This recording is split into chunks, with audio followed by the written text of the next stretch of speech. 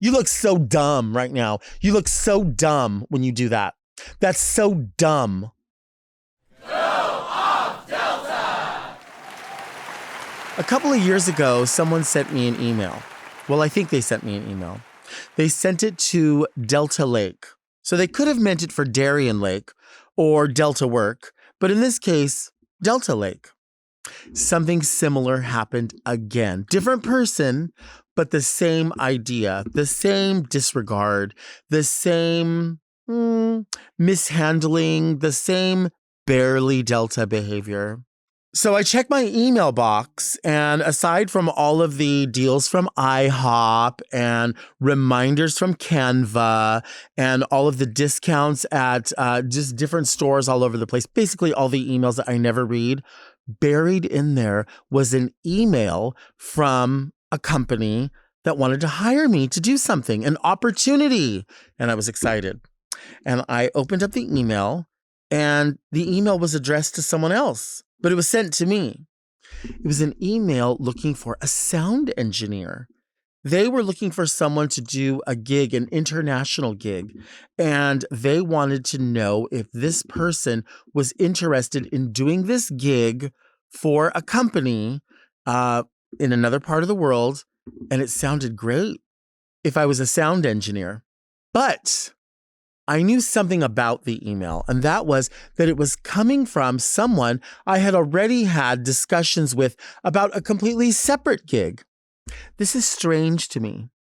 I understand that we all work with lots of different people, and sometimes names overlap, sometimes locations overlap, but this is what makes our jobs difficult, is remembering those keywords, remembering at a location, remembering at Gmail, remembering at Earthlink if you're old, remembering at GeoCities if you're older. I don't know, wherever it is, but you know what I'm saying. If you're engaging in business with someone, it really is lackadaisical, lazy, and barely Delta to just type in a name at 2:00 in the morning, send whatever, especially if underneath your name is the name of a company with a phone number.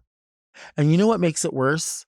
Is this email didn't just have a sender, it had CCs. I responded to the email. I responded politely because I wanted to work with this person before in an opportunity that they had provided me before. So they offered some work, and I was interested in doing the work. They threw me a few dates. I said, those dates work for me. And then something happened where they had moved on. They didn't get that information in time. So they had moved on to someone else. And then when the opportunity arose again, they just went with someone else. So I kept in communication, but for some reason or another, they just decided I wasn't a fit at that time. And that's totally fine. But that has nothing to do with this email. This email shows that they didn't give a shit. They didn't care if I was Delta Lake or Darien Work.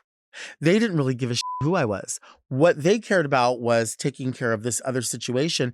And I actually don't even know if they cared about that, because that email never got to that person. That email never got to the sound engineer about an international gig. It came to me. Now, when I responded back, as I said, I was very polite. I said, hi, it's me. Not the person you're reaching out to, but the other person that you were engaging with about another set of gigs that we never resolved. But I am here to tell you that I don't do that type of work. If I did do that type of work, I might be available to you. I also don't know anyone I can vouch for, and I can't make any recommendations. But I do hope that you find a right fit for this, because it sounds like a great opportunity, and I can't wait to hear more from you about how successful this event comes. And guess what I got back from them? Nothing. No email back. No, we are so sorry. I'm not sure how your name got lost in this shuffle, but this does bring back up a conversation that we had before about those prior gigs. We'd love to talk to you about that. There's a way to turn this around. There's a way to fix this, to go, there was a reason why this happened. Now you're back on our radar. But it didn't happen. And guess what? To be quite honest with you, as much as I want the work, as much as I need the work, I'm trying to decide, do I let it go or do I just laugh in their face? Because it happens all the time. That kind of shit happens all the time. People don't care about emails that they send. And I think what happens is maybe people take on too much work. Maybe their plate is too full. Maybe they misjudge their place in the chain of command. Whatever it is, something is happening and it's coming to my end as disrespectful, as a disregard, and quite honestly, kind of ugly.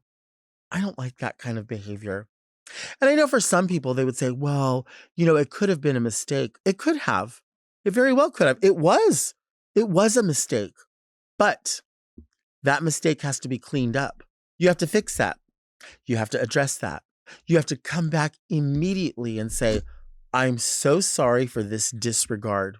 We have been doing X, Y, and Z, but these are not an excuse. They're just a reason I'm giving. Now, let's talk about getting you on board with another part of the program that we discussed before. But none of that happened. And that was now, a week ago, 2 weeks ago at this point? That's crazy to me. Just that utter lack of care, that lack of personal touch, that, I don't know, just that little nuance, that little something that says, I give a shit about my company. Not just nationally, but internationally. Not just sound engineers, but hosts and entertainers and dancers and high quality romancers. A little bit of all of it. And some people say, you exacerbate these problems. It's not that big of a deal. I don't think I'm exacerbating it. I think I am enunciating. I think I am pontificating. I think I am masticating it. I want to chew on it. I want to chew the fat. If I'm going to fry these fish, I want to chew them and taste them and feel them and spit them out into your mouth like a baby bird so you can digest it better. When someone sends you a fucking email and they disregard you and they disrespect you, call their shit back out on it. And guess what I did as a courtesy to them? I didn't respond to all. I only responded to them. Now, I could have responded to all. I could have been the cruel mistress that I should be, but I didn't. Not this time. But it'll happen again. And when it does, I have my receipts and I'm ready. And I lay here, a wolf in sheep's clothing. I'm waiting. I know you're waiting too. I remember everything. I'm not just as big as an elephant. I have the memory of one, and I remember everything. All of it. I need the work. I need the gig. But baby, a very wise woman once said, I ain't never had to chase dick in my life. And I'm not going to start now. Why would I?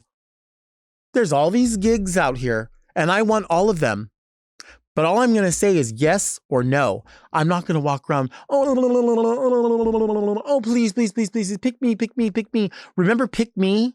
Remember this? Pick me, Rue, pick me. Baby, I didn't do it then. Why the fuck would I start doing it now?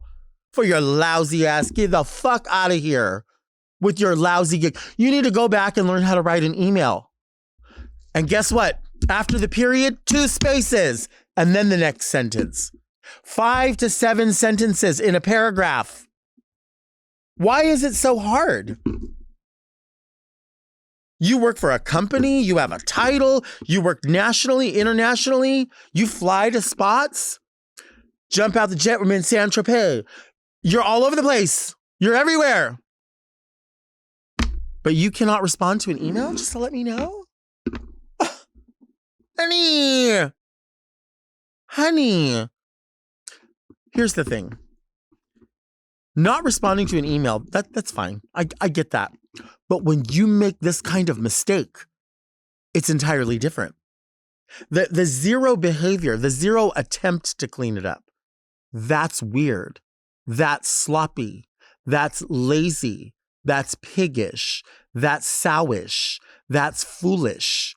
That's dumbish. That's dumb shit. That's shit list. You have me so twisted.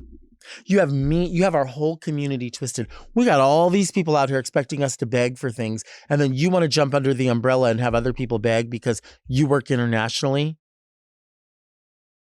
Because you fly all around the world? Hey, girl, hey, girl? Nah. That's worse. That's lousy. That's to treat your own community that way. That isn't cute. No one's impressed by that. No one's like, wow, you make money moves. You're so sickening. You're so fierce. That looks faggish. That looks very faggish to me. That looks punk pussy to me. That looks like a punk pussy bitch to me. I'm just telling you, and maybe you're not a punk pussy bitch. Maybe people that do this are not, but guess what? In order to convey that you are not a punk pussy bitch, it might take a little bit of work. You know what that work is called? Optics. Optics. Sometimes you're not just playing in people's faces. Sometimes you have to show people, especially when you have a title and a business underneath your name. Take yourself seriously, and then I'll take you seriously.